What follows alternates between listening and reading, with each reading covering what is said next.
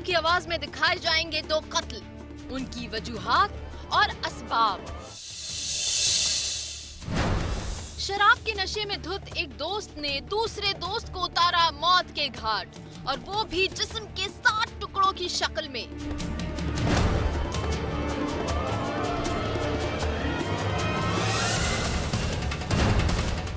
दूसरे कत्ल में नई नवेली दुल्हन बनी अपने लालची शौहर के हमले का शिकार।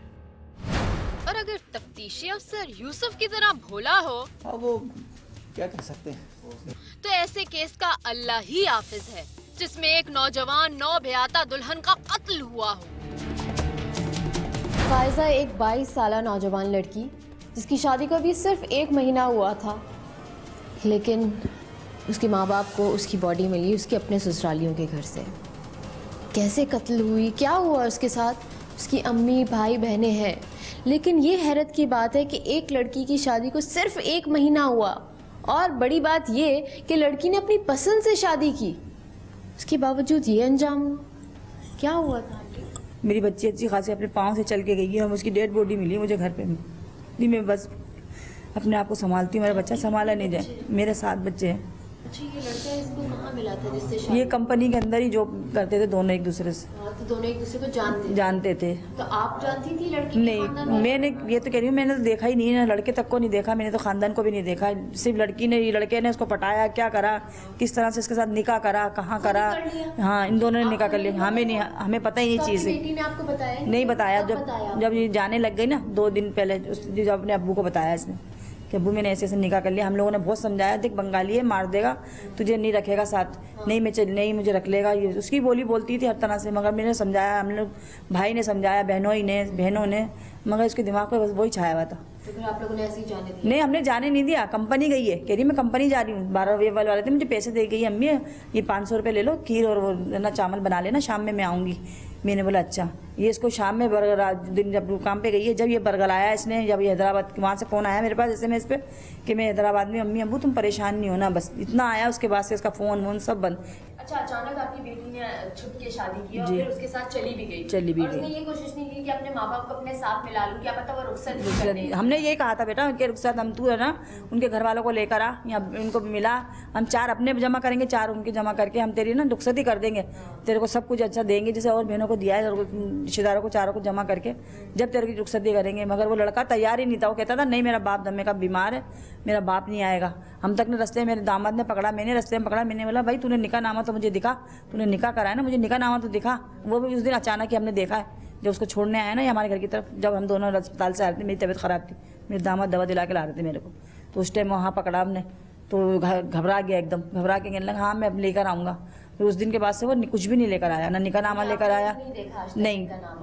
वही तो निकाहनामा भी जाली है, काजी भी उनके जाली है, सब कुछ जाली है। और वो उनका बाप जो है, उसके बाप ने सब कुछ करा। उसके बाप ने यहाँ तक के उसके बाप ने निकाह करवाया उसका खड़ा होके। और फिर उसके बाद जब हम लोग गए ना, उसी रात को जिस दिन इन बहन का फ़ोन आया था कि मैं यहाँ से चली गई हूँ, हम लोग उस रात को गए, तो उस बुड्ढे ने हमसे झूठ भी बोला कि लड़की तुम्हारी इधर नहीं है। हमने उसको क्रॉसिंग पे भेज दिया। जब आपने क्रॉसिंग पे भेज दिया तो उसका सामान आपके घर में क्या कर रहा है? कौन सा सामान? फर्नीचर है उसका, सारा किसने खरीदा था? उसी लड़की ने खरीदा था। बच्ची ने खरीदा, मेरी बहन ने पैसे जमा किए। जी। यानी लालच यहाँ पे एलिमेंट आता है कि इसके शौहर ने लालच की, इसका सामान आ जाएगा। जी हाँ, यही हुआ होगा। और माँ बाप से नाराजगी रखेगी तो इसका कोई आगे पीछे होगा नहीं, होगा नहीं। जी हाँ, माँ बाप से यानी कि पूरा दूर करवा दिया, माँ बाप से बहन भाई से सबसे बुरा करवा दिया। उसने बोला कि माँ बाप से सबसे यानी कि बुरा करवा दिया मैंने। अब ये कि ये इससे मैं शादी करूँगा, हाँ मैं इससे शादी करूँगा तो इसके बाद मैं निकालूंगा या मैं कुछ करूँगा तो ये घर तो जा नहीं सकती, क्योंकि इसके घर वाले अपनाएंगे नहीं। तो इससे अच्छा ये कि इसको यहाँ से मार दो।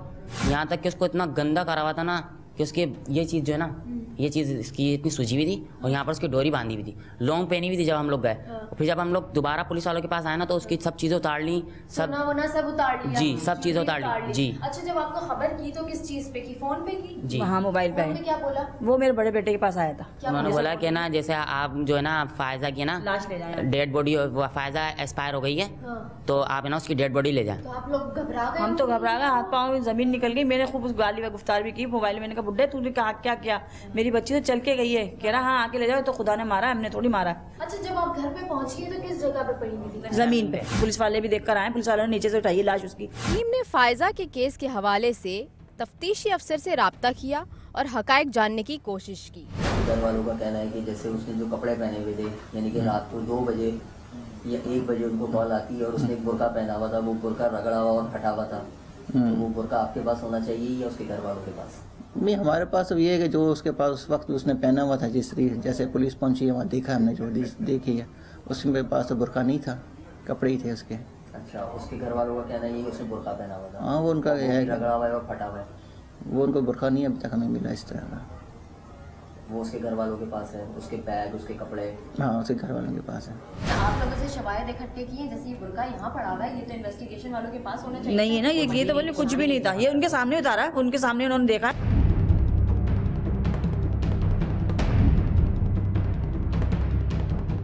बकौल मकतूला फायजा के अहले खाना, जिस रात फायजा कत्ल हुई उसने बुर्का ज़ेब-ए-तन किया हुआ था और उसके पास पर्स भी मौजूद था, लेकिन मौसूफ तफ्तीशी अफसर ने इन चीजों को शामिल तफ्तीश ही नहीं किया, बिलखुसूस इस सूरत में कि जब बुर्का पर जोर जबरदस्ती के वाज़े निशानात मौजूद हों। अच्छा, आप ये देख रहे होंगे कि ये वो बुर्का है जो फायजा ने आखिरी टाइम पे, आखिरी लम्हात में ये उसके तन पे था मौजूद, और आप बुर्के की हालत देख रहे हैं कि इसके ऊपर मट्टी लगी हुई है। अगर एक शख्स बीमार होता है और घर में मौजूद होता है और अगर रात के 2 बज रहे हैं तो रात के 2 बजे घर में कौन बुर्का पहन के लेटा हुआ होता है या जमीन पे इस तरीके से पड़ा होता है? इसका मतलब ये है कि इसको बाकायदा टॉर्चर किया गया, मारा गया, सीटा गया है। जी हाँ, यही लग रहा है। और कॉलर भी देखें आप यहाँ से, इसका कॉलर ये देखें, ये बिल्कुल यानी कि बिल्कुल सिला हुआ था ये ना, ये बिल्कुल ये मौजूद था, ये यहाँ से खींचा गया है, ये देखें आप, ये देख रहे हैं आप, ये चीज है, ये देखें, ये सारा सब फाड़ दिया, देखें तशद्दुद कर रहा है, इसमें बहुत तशद्दुद करा गया है। जी, आंखें भी सूजी नहीं, मैंने आंखें खोली तो आंखें बिल्कुल अंदर घुसी हुई, खुली नहीं रही। और जब गुसल दिया गया है तो गुसल वाली ने बताया, जब गुसल वाली ने देखा तो उसके पेट पे ना बाकायदा नील के निशान पीछे, और सर इतना मुलायम हुआ हुआ था उसका, और ये ना हाथ, क्योंकि उस वक्त तो हम लोगों ने देखा नहीं था, जब हम लोगों ने इसके ऊपर से उठाया था यूं थे उसके हाथ, जब नहलाने वाली ने देखा ना तो उसके हाथ पे यहाँ पर नील जमा हुआ, यहाँ पर दोनों हाथों पे नील था उसके, तो वो बाकायदा उसको तशद्दुद करके मारा गया। क्या फायजा के लवाहिकीन का इल्जाम दुरुस्त है कि तफ्तीशी अफसर यूसुफ कातिल के हाथों बिक चुका है? जी नहीं ना, वही तो कह रहे हैं कि 3 महीने के बाद आएगी या 15 दिन के बाद आएगी। हाँ, पुलिस वाले, हाँ 3 महीने के बाद आएगी। अहम बात यह है कि मकतूला फायजा की पोस्टमार्टम रिपोर्ट 27 दिनों के बाद भी पाया तकमील तक नहीं पहुंची। कानूनन ये पोस्टमार्टम रिपोर्ट 16 दिनों के अंदर आ जानी चाहिए थी, लेकिन अफसोस मकतूला फायजा की लाश के नमूने बर्नियों में अभी तक समान टाउन थाने की जीनत बने हुए हैं। पीएम में अभी टाइम लगेगा, 2-4 दिन लगेंगे। 2-4 दिन? हाँ, या महीने? नहीं, 2-4 दिन ही लगते हैं। लेटर हमें रिसीव कराया हुआ है, जो आएगी फिर हम इसको भिजवाएंगे, उसके बाद उसकी भी रिपोर्ट आएगी बन के, जिससे पता चलेगा कि आया कि इसको मौत कैसे वाक़ई हुई। कत्ल जैसे अहम केसेस भी थानों के अंदर कानूनी तकाजे और सुस्त रवि की भेंट चढ़ जाते हैं। हाँ, इस केस में तेजी आई तो मुल्जिम रफीक की जमानत कबल अज वक्त गिरफ्तारी के अमल में आ गई। भाई, तफ्तीश में तो ऐसा कोई हमें नज़र नहीं आया, बस यही आया था कि लड़की के नाक से खून निकलता हुआ नज़र आया था, जिसकी वजह से उसके घर वालों ने एफआईआर दर्ज कराई है, नामजद मुल्जिम को कराया, उसके शौहर को, रफ़ीक को। रफ़ीक ने अपनी अब बेल करा लिया, वो बेल पर है जी। उसका मौफी ये उसका है कि मेरी बीवी जो है उसको कोई दिमाग के अंदर कोई फोड़ा था, कोई उसका अटैक हुआ है, झटका लगा है, जिसकी वजह से उसकी मौत वाक़ई हुई है।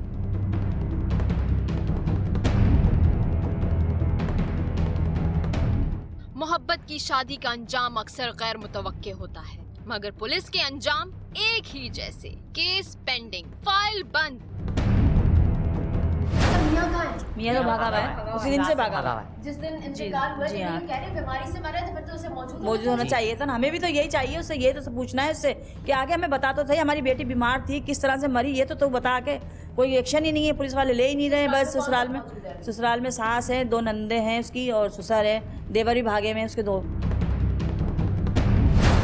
मकतूला फायजा के लवाहिकीन ने फायजा का बुर्का इसलिए संभाल कर रखा हुआ है कि उसके जरिए हकायक को सामने लाया जाए और इंसाफ मिले। अब फैसला करना आपका काम है कि झूठ कौन बोल रहा है, फायजा की लवाहिकीन या फिर भोला तफ्तीशी अफसर। कितना बुरा अंजाम होता है माँ बाप को नाराज़ करके। अगर हम कोई इतना बड़ा फ़ैसला ले लेते हैं तो हम खुद से गारंटी नहीं ले सकते। माँ बाप ने ज़िंदगी देखी होती है, दुनिया देखी होती है, उन लोगों का अंदाज़ा होता है लोगों का। अब देखें, इतना बड़ा स्टेप लड़की ने अकेले लिया तो वो अकेली पड़ गई, और इतने सारे क्लूज़, इतने सारे शवाहिद हैं, लेकिन इन्वेस्टिगेशन वाले हमेशा जो है थोड़ी देरी कर देते हैं, कोताहियाँ बरतते हैं, जिसकी वजह से केस हमेशा से कमज़ोर हो जाता है। पहले सोचा इसको मैं उठा के डिग्गी में डाल के कहीं बाहर फेंक दूँ ताकि मेरे ये पूरा जो फैमिली सेटअप है ख़राब ना हो। उसको हिलाया, वो हिल नहीं रहा, इतना भारी था, बहुत ज़्यादा भारी। तो उसको हटाने के लिए वो मैंने उसके पीस किए।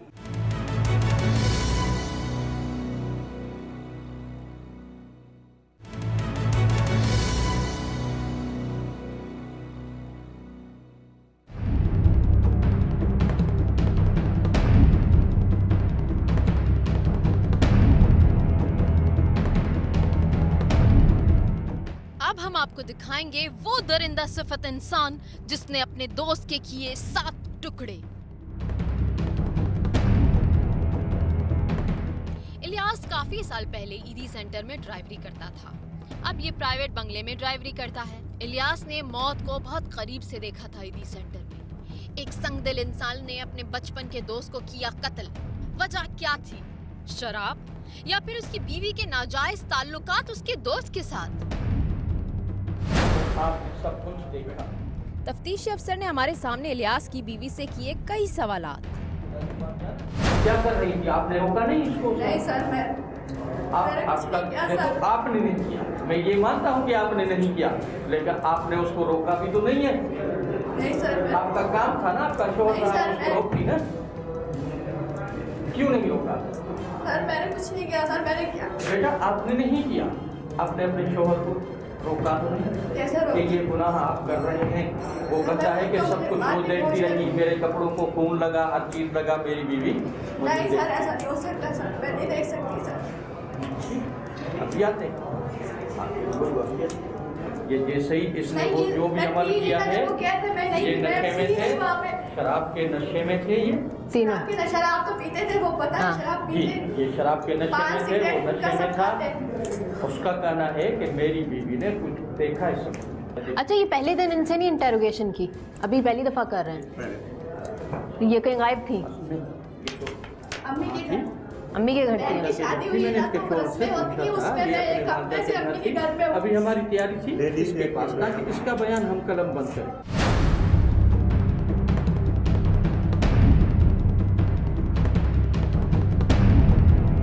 हैरत की बात यह है कि सफ़ाक कातिल इलियास दौरान तफ्तीश अपने बयानात करता रहा तब्दील।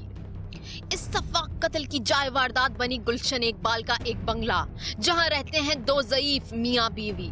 ये संगदिल कातिल इन्हीं के सर्वेंट क्वार्टर में रहता था और वहीं पर अपने बचपन के बिछड़े हुए दोस्त इमरान से इलियास की शराब के बहाने हुई वीकेंड पर मुलाकातें। क्लियरली बताएं, आप वहाँ थी या नहीं थी?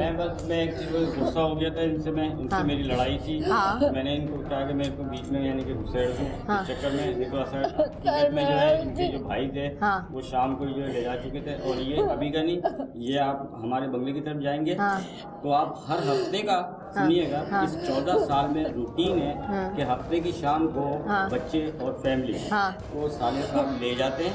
अच्छा, हमें घर खाली। अभी देखो तुम 2 मिनट बाद अपने ना बयान देख रहा हूँ तो मैं क्या कहूँ। मैंने कहा कुछ गए यार मेरे ऊपर कर दो, मेरे से इनकी आपस में लड़ाई हो गई थी, तो ये सारी चीजें मैंने तो जानबूझ के आपने इस पे इल्जाम लगाया। तो कत्ल करने की फिर मेन वजह क्या है? मेरा सिर्फ और सिर्फ मैं कह रहा हूँ कि मेरी कोई भी वजह नहीं। मेरे बचपन का दोस्त था, बिल्कुल बचपन का। हम लोग हर वक्त यानी हमें पीने की आदत नहीं है, हम 200 रुपये वाला इतना सा करते हैं। उस दिन वो पता नहीं बड़ी लेके आया इतनी। नहीं, अब बड़ी तो लेकर आ गया, आप नशे में थे, उसके बाद आपने कत्ल किया। कत्ल की एक ठोस वजह होती है, बेशक नशे में हो या कुछ भी। ये मेरे को याद नहीं। आपस में हमारी कोई गर्मा गर्मी हुई, इतना याद है। किस बात पे गर्मा गर्मी? किस बात पे? यही यानी पैसे के चक्कर में कि मैं उससे यानी मैं कोई उधार के चक्कर कर रहा था कि मेरे को पैसे की जरूरत थी या कोई ऐसी चीज हुई थी, यानी वो बात मुझे याद नहीं आ रही। टीम ने मकतूल इमरान के खानदान से इस कत्ल और ताल्लुकात के बारे में जानने की कोशिश की। हमारा भाई छालिया भी नहीं खाता था भाईजान, हमारा भाई छालिया भी नहीं खाता था। शराब तो बहुत दूर की बात है। उसने मेरे सामने इकरार किया है कि इमरान शराब नहीं पीता था, मुझसे गलती हुई है। मैं बोला तूने मार दिया, हमने तस्लीम कर लिया, तूने मार दिया। 5 लोग और सिलागे के गुलशन इकबाल के खड़े हुए थे वहाँ पर। मेरा तूने मार दिया, तूने टुकड़े क्यों बोला? मैंने टुकड़े मैं नहीं करता उसके। ये इमरान था या अल्लाह था, मुझसे क्या करवाना चाहता था? जहाँ पे वो जॉब करता है वहाँ जाके पता करें।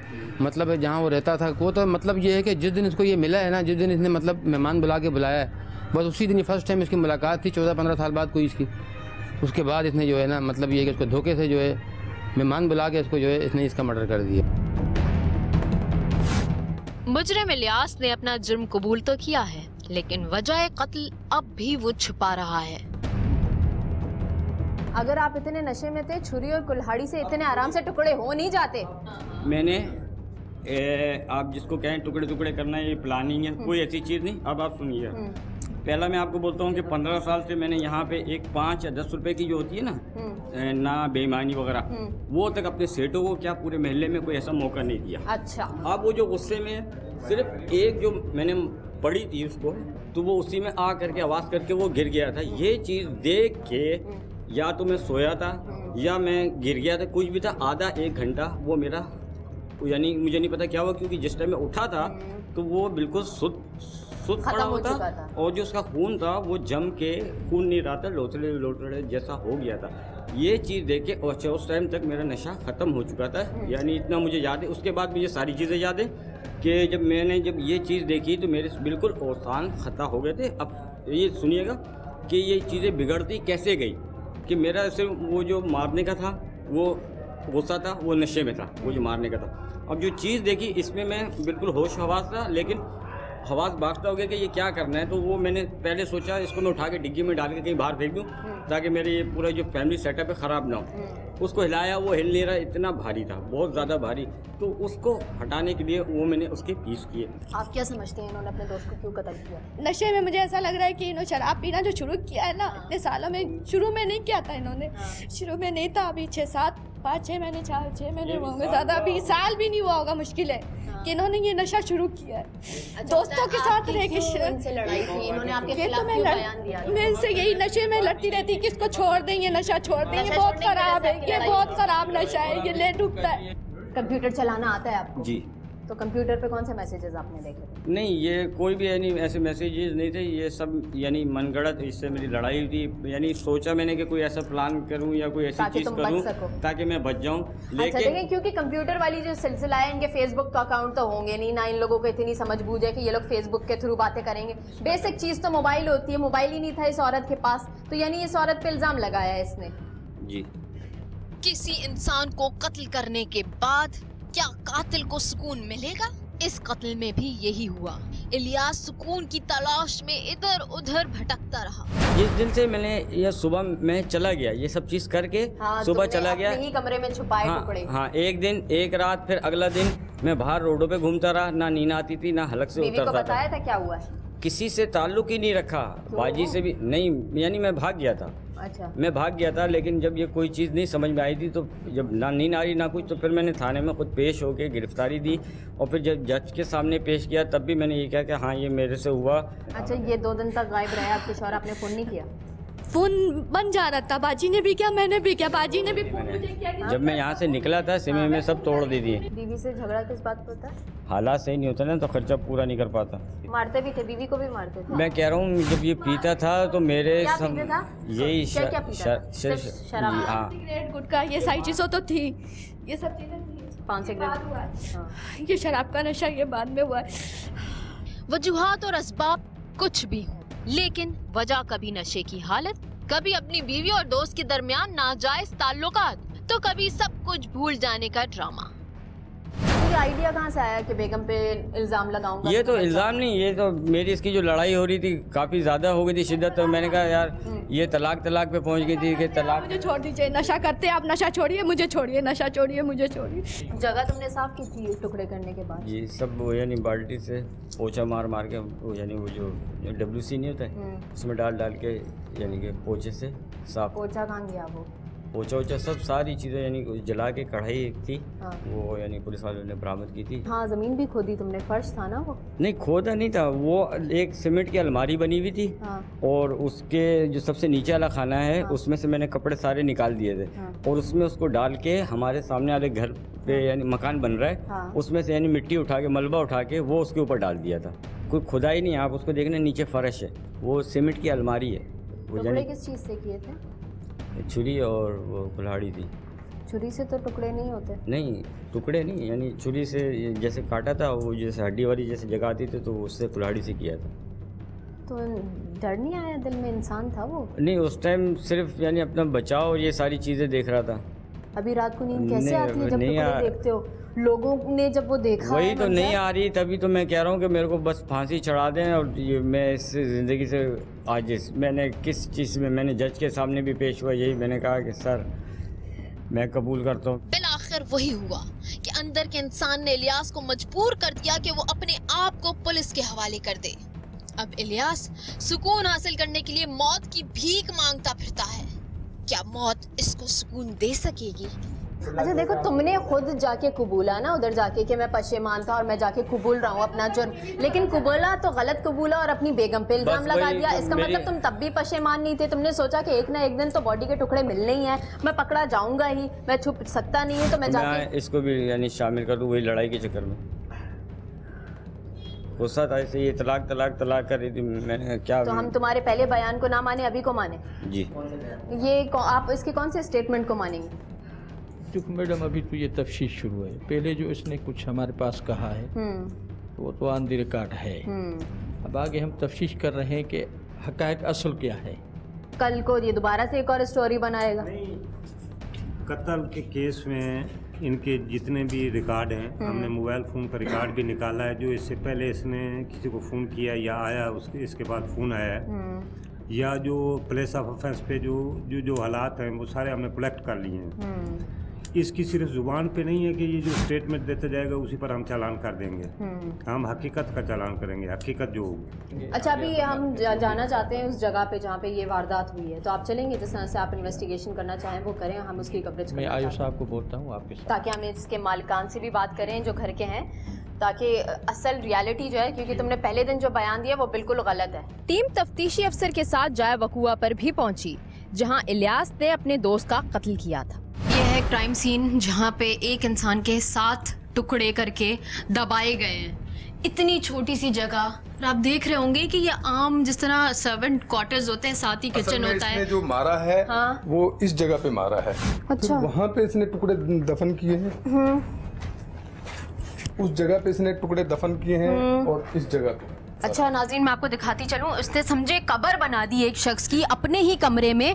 जगह जगह जहाँ पे ये देख रहे हैं आप, ये बाकायदा टूटा हुआ नहीं है, फर्श ही था, फर्श ही के ऊपर रखे टुकड़े, और ऊपर से बाहर से जो अंडर कंस्ट्रक्शन बिल्डिंग थी वहाँ पे जो टूटा हुआ मलबा था वो लाके उसके ऊपर डाल दिया है। और जो वो सीमेंट की अलमारी बोल रहा था, वो सीमेंट की अलमारी आपको मैं यहाँ दिखाती चलूँ कि ये है, यहाँ पे वो टुकड़े मौजूद थे, और यहाँ पे खून के निशान भी मौजूद है ना। ये खून के निशान यहाँ पर मौजूद हैं। सारे टुकड़े तो यहाँ नहीं आए होंगे। नहीं, कुछ टुकड़े यहाँ पर थे, कुछ टुकड़े वहाँ पर थे। इस कमरे में खड़ा होना बहुत मुश्किल है, लेकिन आप देख रहे होंगे कि क्राइम सीन यही है जगह जहाँ पे वारदात हुई है, इसी जगह पे कत्ल किया गया है, यहीं पे कुल्हाड़ी मारी गई है। तो ये सारा सामान आप लोगों ने निकाल के तफ्तीश के दौरान भेजा होगा? जी, हमने फिर इनकी यहाँ पे तलाशी वगैरह ली कि कहीं पे जो है आला कत्ल हमें मिले, मगर हमें यहाँ पर इस वक्त। अच्छा, हम ये सोच रहे हैं कि बीवी अगर घर में मौजूद थी तो वो दूसरे कमरे में होगी, तो दूसरा कमरा तो बिल्कुल ही बराबर में, ऐसे बराबर में समझे ये एक ही कमरा है ना। बीवी उस वक्त इसकी यहाँ पर मौजूद नहीं थी। अच्छा, इसका कंप्यूटर, ये कह रहा था ना मेरे कंप्यूटर का चक्कर था, इसका कंप्यूटर क्या है? ये कंप्यूटर है, तो इसका आप लोगों ने नहीं चेक किया था कि ये चलता है या नहीं चलता? इसका मुझे नहीं है इल्म, क्योंकि फर्स्ट टाइम पे मैं नहीं था। जितने भी यहाँ पे आला कत्ल अगर हम ढूंढे तो वो नहीं मिलेगा, क्योंकि उसने बोला मैंने समंदर पे फेंक दिए हैं, और उसकी वजह यही थी ताकि वो पकड़ा ना जाए। तो ये तमाम आलों से उसने जो है अपने ही दोस्त के 7 टुकड़े किए। क्या एक इंसान ऐसा कर सकता है? ये देखें, यहीं पे उसने टुकड़े किए हैं।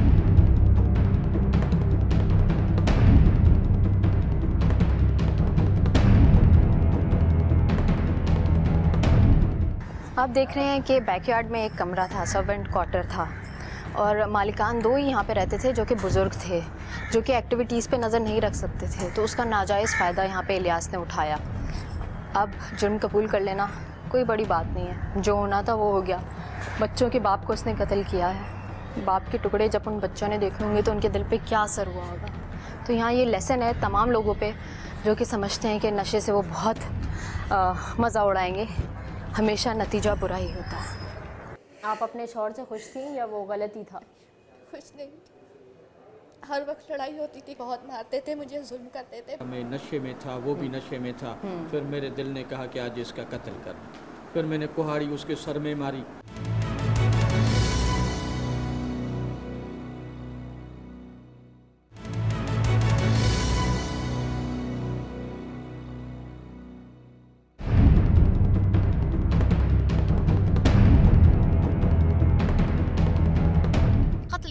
कुछ भी हो, लेकिन किसी इंसान को दूसरे इंसान की जान लेना किसी भी सूरत जायज नहीं, और इंसान की लाश के टुकड़े कर देना दरिंदगी की अलामत है। अवाम की आवाज़ की टीम ने पहले मुल्ज़िम इलियास और उसकी बीवी से अलहदा बातचीत की ताकि असल हकाइक से आपको रोशनास कराया जाए। अच्छा, तुम्हारे शौहर ने जो है डायरेक्टली तुम पे इल्ज़ाम लगाया है, तो कोई ना कोई वजह तो होती है। नहीं, ऐसी कोई बात नहीं। मेरी बाजी से ये जहाँ रहती थी ना, उनसे पूछिए, मेरे किरदार का पता चल रहा है। वैसे आपका शौहर शक करता था आपके किरदार पे? नहीं, किरदार पे शक नहीं करते थे। तो इसको कोई शक हुआ होगा फिर? नहीं, शक वक नहीं, बस वो एहतियातन तौर पे बोलते थे कि नहीं बाहर नहीं निकला करो, मादी आए या कोई ऐसी चीज़। निकाह में मैं जब से शादी हुई मेरी निकाह भी है। अच्छा, आपका भाई आपको किस टाइम पे लेकर गया था? मुझे मेरा भाई हर हफ्ते ले जाता था ना, तो इस हफ्ते भी ले गया। कितने बजे? दोपहर तक ले गया मुझे, 2 बजे 2:30 बजे तक। आपको कैसे पता चला कि आपके शौहर ने कत्ल किया? हमें खबरों से पता चला। अब्बू खबरें देखते, मेरे अब्बू न्यूज़ देखते, हर वक्त न्यूज़ देखते। फिर आपने कॉल की अपने शौहर को? शौहर को, पर वो नंबर तो बंद है ना उनका। आप थाने नहीं आई? भाई आया था। मुझे ये चीज़ें पता चल रही है, मैं नहीं देख सकती थी। इंसानियत के नाते भी ये चीज़ें नहीं हो सकती। आप अपने शौहर से खुश थी या वो गलती था? खुश नहीं, हर वक्त लड़ाई होती थी, बहुत मारते थे मुझे, जुल्म करते थे। किस चीज़ से मारते थे आपको? कभी जो हाथ लगा, डंडा, बेलन, कोई भी चीज़ ऐसी जिससे कुल्हाड़ा कहाँ से आया आपके? कुल्हाड़ा तो मुझे ये लग रहा माली वाली जो छोड़ के चले जाते हैं ना, कुल्हाड़े का काम मुझे नहीं पता। लेकिन मुल्ज़िम इलियास का बार बार अपने बयान को तब्दील करना झूठे होने का सबूत दे रहा है और बीवी पर लगाए गए इल्जामात की भी तरदीद कर रहा है। क्या ये मुर्दा ज़मीर के जाग जाने का एहसास है या कुछ और? इलियास मेरे साथ है जिसने ये हरकत की। क्यों की, कैसे की, शुरुआत कैसे हुई, ये बता। बस सारे इसकी वजह एक नशा ही है। अगर नशा नहीं किया होता तो ये कभी ऐसी चीज़ नहीं होती। अच्छा, बीवी को इसलिए भेज देते हो ताकि नशई पार्टी जो तुम करते हो हर सैटरडे नाइट वो कर सको? जी। तुम्हारे हालात ऐसे थे कि तुम अफोर्ड कर सको ये सारी चीज़ें? नहीं थे ना, बीवी को खर्चा देते थे तभी तो झगड़े शुरू हुए थे। अच्छा, उस रात क्या हुआ? तुमने खुद बुलाया अपने दोस्त को? तो उसका नाम क्या? नहीं, दोस्त का नाम इमरान है। बुलाया नहीं, यानी हफ्ते वाली जो एक चल रही थी, हर हफ्ते जैसे वो आता था, तो वो उसी में वो आया। जी जी। तुम्हारी और इमरान की लड़ाई किस बात पे हुई? लड़ाई किसी बात पे नहीं हुई थी। मैं यही तो सोच के वो कहता हूँ, कोई बात नहीं थी। सिर्फ आखिर में जो मुझे ऐसा लग रहा है, वो जो आखिरी वाला जो पैक बना था उसमें ज़्यादा कम डलने का चक्कर हो गया था। मैं लूँगा तो उसमें पता नहीं वो गिर गया था या क्या था, कोई ऐसी चीज़ हुई थी जिसपे हम दोनों के दरमियान गर्मा गर्मी हो गई थी। बात नहीं हुई थी कोई। अच्छा, तुम दोनों की लड़ाई हुई, तुमने कुल्हाड़ी उठा ली। कुल्हाड़ी आई कहाँ से? कुल्हाड़ी माली की थी। माली का सारा सामान मेरे कमरे में पड़ा होता है, यानी घास काटने वाली मशीन, कैंची वैंची, सारी चीज़ें ना ड्राइवर के कमरे में होती हैं। तो वो यानी बैठ के तुमने कुल्हाड़ा उठा के कहाँ मारा? कुल्हाड़ा नहीं, कुल्हाड़ी थी जो शाखे माखे नहीं काटते, वो वाली जो। उठा के कहाँ मारा उसे? वो सर पे, इस जगह पे लगी थी। फिर वो यानी उसी टाइम जो है यानी मर गया था। बीवी को मारते थे? मैं कभी पहले पीते ही नहीं था इतना। नहीं, बीवी को मारते थे ना? वो यही झगड़े में, यानी किस चीज़ से मारते थे? यानी जो चीज़ हाथ में आ जाती थी। किसी चीज़ से भी मार लेते थे। और यही तुमने इसके साथ भी किया, कुल्हाड़ा मार दिया उसके सर पे। टुकड़े कैसे किए? वही छुरी और कुल्हाड़ी से। कहाँ से शुरू किया? सर से किया था। सर पहले काटा था, फिर बाजू थे, फिर पाँव थे। और टुकड़े किए क्यों थे? वो भारी बहुत था। यानी मैंने कहा कि जब मैं उठा था तो देखा जब देखा तो मैंने कहा इसको उठा के, यानी लाश वजनी हो गई थी, वो उसकी बॉडी बहुत वजनी थी, तुम उठा नहीं सकते थे और ठिकाने नहीं लगा सकते थे। तो तुमने सोचा मैं तो ये बाहर चाहता था, हाँ, पूरे मगर ये उसको उठा नहीं सका, इसलिए उसके यहीं पे दफन कर दिया। आसानी से जने इसको दफन कर। हाँ, दफन तो तुमने नहीं किए। तो बस वो फिर यानी ये सब कार्रवाई करने पर रोशनी होना शुरू हो गई थी, और जब रोशनी होती है तो यानी फिर मेरे छुट्टी का टाइम हो जाता है। अच्छा, अपने ही दोस्त का मोबाइल कहाँ गया तुम्हारा? उसकी यानी जो छोटी छोटी जो चीज़ें थी वो सारी चीज़ें यानी इकट्ठा करके वो तगारी में रख के उसको मैंने आग लगा दी। मोबाइल भी? सब मोबाइल उसकी राख वाक जो भी। अच्छा, तुमने चेक किया था जब तुमने कुल्हाड़ा उसे मारा, वो ज़मीन पे गिरा, क्या पता वो बेहोश हो, मरा ना हो? नहीं, वो उसको बाद में यानी हिला जुला के सारा दिखा था, तो उसका यानी इतना सारा जो खून है ना वो बिल्कुल जाम होकर लोथड़े बना हुआ था। तो तुम्हें यकीन हो गया या मर गया? जी।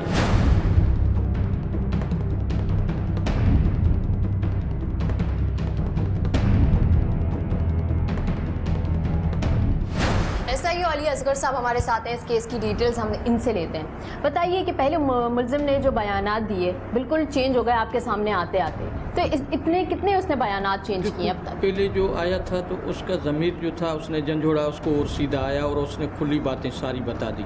क्या थी वो खुली बातें? वो खुली बातें ये कर रहा था कि मेरा दोस्त था और इसके नाजायज़ ताल्लुकात थे मेरी बीवी के साथ, और मैं इसी बंगले में रेजिडेंट किया, रहाइश किया, फिर वो इधर भी आता था, उस रात में था, और वो भी इमरान भी था, मैं नशे में था, वो भी नशे में था। फिर मेरे दिल ने कहा कि आज इसका कत्ल कर। फिर मैंने कुहाड़ी उसके सर में मारी। उसके बाद जब वो फोत हो गया तो मैंने उसका गला काटा, उसके बाद बाजू काटे, उसके बाद घर की अलमारी थी उसमें दबा के ऊपर मिट्टी डाल दी। इस तमाम वाक़े में बीवी कहाँ थी? इसकी बीवी जो थी, इसका कहना था कि वो बंगले में थी, उसी बंगले में थी, लेकिन इनका सर्वेंट क्वार्टर होता है पीछे, वो उसमें थी। तो मैंने इसको कहा कि आपके बीवी ने देखा? बोला सही, आज जब मैं आता जाता था तो उसने मेरे कपड़ों पे खून वगैरह ये वो देखा था। ये पहले इसके ये पहला बयान, ये इसका पहला बयान। अच्छा, बीवी के जो ताल्लुकात की बात कर रहा है वो, तो इसमें किस हद तक सच्चाई है? देखो मैडम, अभी तो उसमें हम तफ्तीश कर रहे हैं, डेटा ले रहे हैं, और कब से कितने दिन या कब वो इसके पास आता था। अच्छा, कुल्हाड़ा कहाँ से आ गया? ये इसका कहना है। अभी आला कत्ल जो है वो भी हमें रिकवर करना है। मिला अभी तक मिला नहीं, तो इसने कहाँ छुपाया? वो कहता है कि मैंने समंदर में फेंका हुआ है, इसका कहना है, लेकिन मिल जाएगा, तफ्तीश शुरू है, वो भी मिल जाएगा। वो जो टुकड़े हैं उनका पोस्टमार्टम हुआ? वो हुआ था, तो उसके अलावा किन लेके गए हैं। अच्छा, तो उसमें साबित हुआ है कि ये कुल्हाड़े से ही मारा है इसने? जी, उसने तो ये सारा लाश काटा हुआ है, वो भी जो रिपोर्ट आएगी, PM रिपोर्ट आएगी मेडिकल, उसमें सारा क्लियर हो जाएगा। अच्छा, उसके अलावा कोई और मुलाजिम नहीं था क्या? जी नहीं, यही होता। इसके अलावा और कोई मुलाजिम काम नहीं करता? अच्छा, मोबाइल रिकॉर्ड्स और इंटरनेट के रिकॉर्ड्स वगैरह वो भी भेजा हुआ है, इंशाल्लाह वो भी आ जाएगा, वो भी आ जाएगा। बिल्कुल नहीं, आ नहीं जाएगा, आ गया? जी जी, आ गया, अभी मिला नहीं है, डेटा आ जाएगा, लिखा है हमने। अच्छा, उसका कंप्यूटर उठा के ले आए? जी, ये तो इसने अभी बोला है कि मेरा कंप्यूटर है, तो अभी जाएंगे कंप्यूटर। तो जब आप लोग वहाँ पे तफ्तीश के लिए गए थे, टुकड़े बरामद किए थे, तो उसके घर में क्या क्या सामान मौजूद था? ये इसका बेसिकली तो सर्वेंट क्वार्टर है, घर तो वो उस बड़े का है। हाँ, तो वही मैं सर्वेंट क्वार्टर की बात करी, उस क्वार्टर से क्या क्या सामान निकला? उसमें तो उसका जैसे घर का सामान होता है अपना, वही होता है। कंप्यूटर नहीं था? इसकी मौजूद नहीं थी। बीवी नहीं थी? नहीं थी, बीवी नहीं थी। सामान पूछा हमने, बोला अपने भाइयों के पास गई। तो कब गई है ये बताया था उसने? बोला उसी दिन चली गई थी। और अब जब उसकी बीवी से पूछा तो वो कह रही है मैं कत्ल के वक्त मौजूद नहीं थी। इसमें तो अभी इनके बयान लेंगे, तफ्तीश करेंगे, पता पड़ जाएगा। आपने भी पूछा है। अच्छा, जितना टाइम गुजरता जाएगा इन लोगों को प्लानिंग करने में आसानी नहीं, कोई प्लानिंग नहीं करेगा। जब असल हकीकत जब सामने आ गई है तो उसके बाद फिर कोई प्लानिंग नहीं होता।